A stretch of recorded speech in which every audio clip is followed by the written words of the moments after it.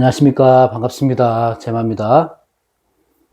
설명절을 잘 보내셨습니까? 오늘 운전 많이 하시는 고향 갔다 오시는 분들은 장시간 운전해야 되는데 뭐 라디오도 듣고 하시겠지만 들을 거 없으시면 제 유튜브 틀어놓고 이제 목소리만 들으시라고 후레후레 찍습니다.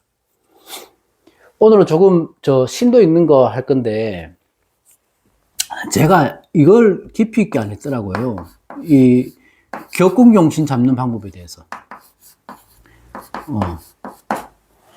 이거 안 했었습니다.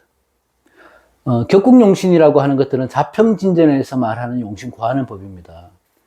많이들 들어보셨겠지만 이런 말이 있죠. 팔자용신 정구원령이라고 합니다. 이거는 팔자의 용신은 오로지 정구, 오로지 해서 원령에서 구한다. 이런 얘기고, 인원용사지신이라고 해서 그 월지의 지장간 안에서 용신을 구한다는 의미가 있습니다. 이거는 많이 쓰이는 용어죠. 이렇게 용신을 구할 때는 월지, 원령에서 수출된 글자가 격국이 된다. 그게 용신이 된다. 이런 의미가 되는 거예요. 이렇게 얘기를 하고요.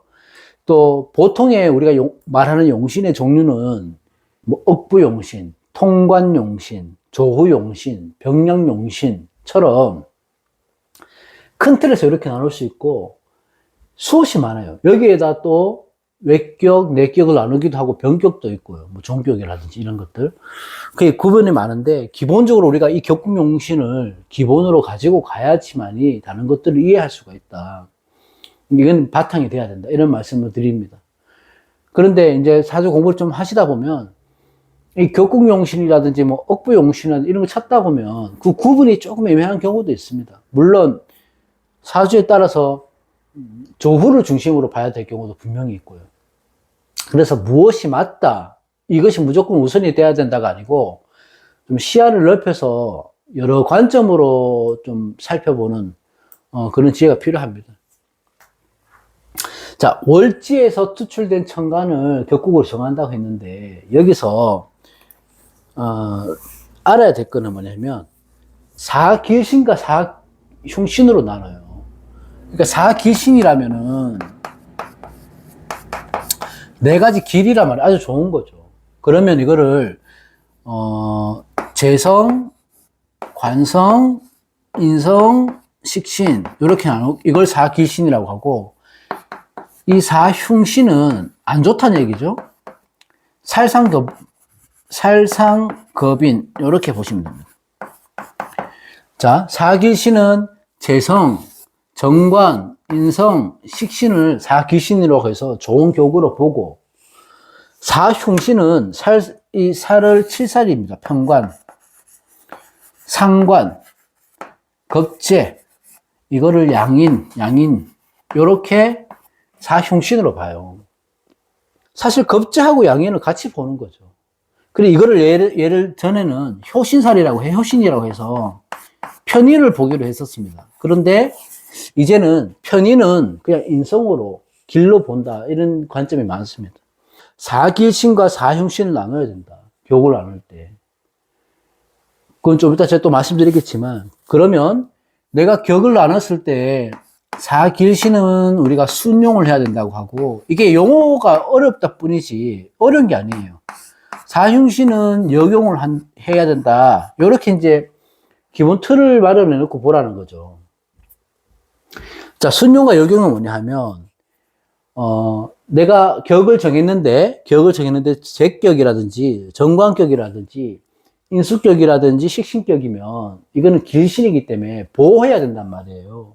순용해야 된다는 것들은 이런 것들을 생해주거나 이 기운을 흘러가게 융통을 시켜주거나 보호해야 된다는 의미를 갖고 있으면 되고, 역용이라고 하는 것들은 이게 이렇게 되잖아요. 흉신은 극제하라는 거예요. 억압해야 된다. 억제해야 된다. 내가 활동을 하지 못하게. 그런 뜻으로 보면 돼요. 생조하면 되고 극조하면 되는 거예요. 그렇게 하면 되는 거다. 기본적으로 보면. 재관인식을 사길신으로 나눈다. 살상겹인을 사흉신으로 나눈다. 역은 제어하고 수는 순용한다. 이렇게 보시면 됩니다. 그래야지 사주가 맑아진다는 이런 의미예요. 그러면 격국은 여기서 이제 어떻게 정하냐. 이렇게 보자고요, 우리가. 어디서 정한다고 했습니까? 이 지장간에서 격을 정한다고 했거든.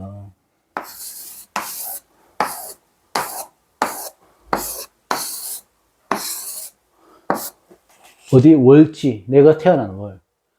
월지에, 이거 그 지장간 아셔야 돼요. 장간에 전기가 투간하면 그 천간으로 격을 정합니다. 만약에, 자, 해월에 간목이 있어요.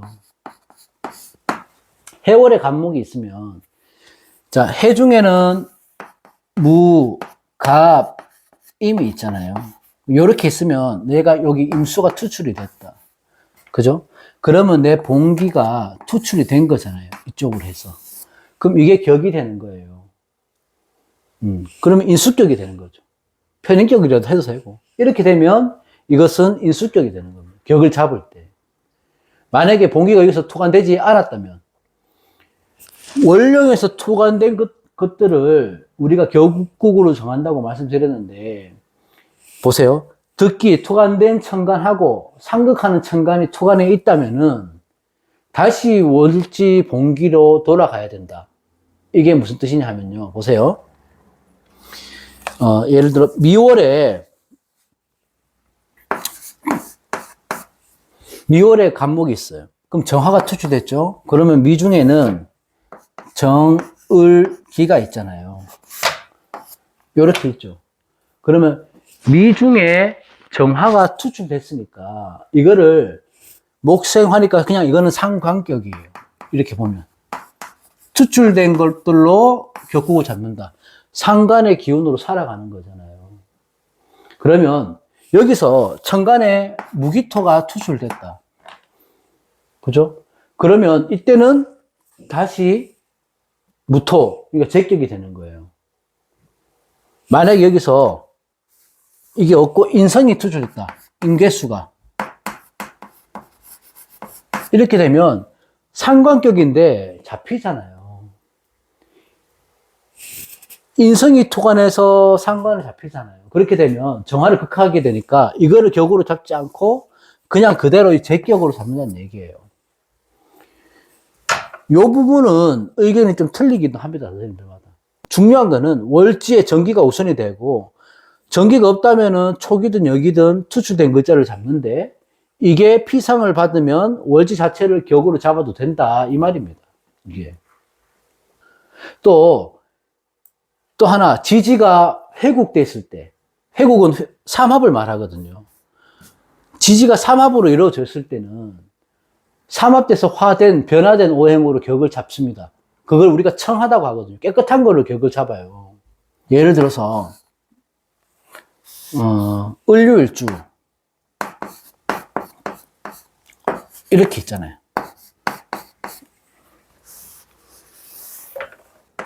사무경병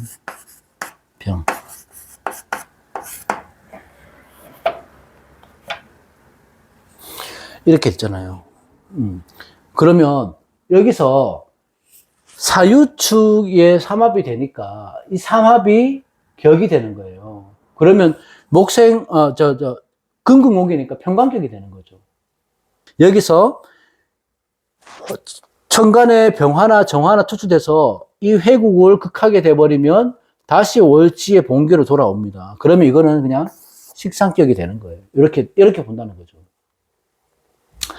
이런 게 있고, 또 투간한 본기가 내가 어떤 글자가 투간을 했을 때, 천간으로 투간을 했을 때, 천간과 상생하더라도 본기로 정한다. 자, 경신의 병화 있다 칩시다. 그러면 이렇게 있다 치면 무임경이 있죠. 신무임경이 있잖아요. 그렇게 되면 본기의 경금이 투출했죠. 근데 임수가 또 투출했잖아요. 임수가 같이 투출했잖아요. 그러면 이거는 같이 쓴다고 해서 경금도 격우를 잡고 임수도 써요. 그럼 화급금이니까 편재격도 되고 수국하니까 편관격도 돼요. 그 재생관격이라고 하기도 하고 편재용 편관격 뭐 이런 식으로 쓰기도 하고. 그러니까 이게 용어의 차이지 그 뜻은 같습니다. 그렇지만 경금이 토관했기 때문에 이거는 그냥 정제격이 되는, 편제격이 되는 거예요. 이해 가십니까? 그냥 제격으로 보면 된다. 하급금이니까. 그러니까 여기서 말씀드리고 싶은 거는 격국의 용신이, 격국용신이라는 거는 월지의 지장간에서 투출된 것 중에 봉기를 우선으로 쓴다. 말씀드리는 거예요. 봉기를. 그 다음에 봉기가 없을 때 초기나 중기를 쓰는 것 투출되면 그걸로 쓴다. 그걸로 쓰는데 지지가 삼합으로 깨끗할 때는 삼합을 격국으로 쓴다. 그런데 그 삼합이 천간에서 격을 당하면 다시 월지의 봉기로 격을 잡는다. 이런 얘기입니다. 쉽게 말해서. 이렇게 두 개가 투출되면 두 개를 다 쓸 수 있는 사주다. 그 대신에 봉기가 우선이 된다. 이렇게 보는 거고요. 마지막에 우리가 좌오묘유가 있잖아요. 좌오묘유에 태어난 분들은 그냥 이 자체가 격이 되는 거예요. 이거는 이 원령 자체가 격이 되는 겁니다. 좌오묘유는 다른 성분이 없죠. 오로지 봉기밖에 없습니다. 그렇기 때문에 왕지로서의 한 기운만 추구하다 보니 이 자체가 그냥 격이 되는 겁니다. 뭐 투출되고 말고 없어요. 이 오행밖에 없으니까. 제가 말씀드렸던 이런 원칙을 바탕으로 해서 격국용신을 정하는 거고, 여기서 우리가 말씀드렸던 사길신, 재관인식, 사흉신, 살상교표, 거표, 이거를 순용을 할 것인지 역용을 할 것인지 판단을 하고 그걸 판별한 뒤에 성패나 구흥을 구해야 된다. 그래서 사람의 부귀긴천을 논하는 게 사주입니다. 그게 격국이고요. 그러니까 어느 정도는 조금 이해 가시나요? 월지의 기운으로 격국을 잡는 거고, 월지에 초기, 중기, 봉기가 있으면 봉기가 우선이 되고, 그 다음에 사주에서 깨끗한 것, 회합이 되어 있다면 깨끗한 회합으로 해서 격을 잡는 거고. 그러니까 이 기운이 이런 이론도 있고, 또 하나는 내가 월지가 어떤 월지를 하더라도 천간에 있는 글자의 세력이 강할 때, 뿌리가 튼튼하면 이 세력이 강하다. 예를 들어서 월지 관계없이. 그러면 이 세력의 인생을 살아간다. 이렇게 보이는 분도 계십니다. 무엇이 정답이 없고 이 큰 틀은 이렇게 정해놓고 본다. 이렇게 봐요. 이게 월지, 월령, 재강 이렇게 얘기하잖아요. 그러니까 월령은 재강, 그 중심, 핵심이 되는 거고, 재강이고, 집의 좌향이다. 앉은 자리다. 그래서 월치의 지장간에서 투간된 세력으로 격을 정하는 게 마땅하다. 그게 격국용신입니다. 마땅하지만은 모든 이런 조건을 다 해서 격을 구했다 하더라도 막상 명이나, 그러니까 명식하고 격이 꼭 맞아 들어가는 것만 아니다.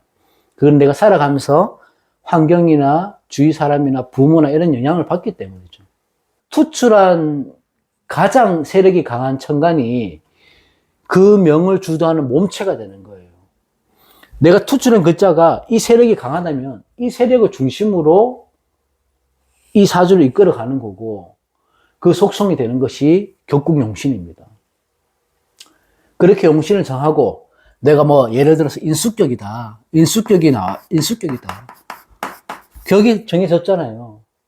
그럼 인수격일 때는 순용할 것인지 역용할 것인지 이걸 봐서 인수격이면 인수의 학자의 인물로 살아가야 되고, 인수격인데 내가 사업을 하겠다, 적격으로 살아가겠다 이러면 피상되니까 좋지는 않은 거죠. 그런 식으로 해서 내가 어떤 삶을 살 건지를 봐야 되고, 또 말씀드리고 싶은 게, 우리는 이거 용신, 희신, 기신, 구신, 이걸 너무 의미를 크게 둬요.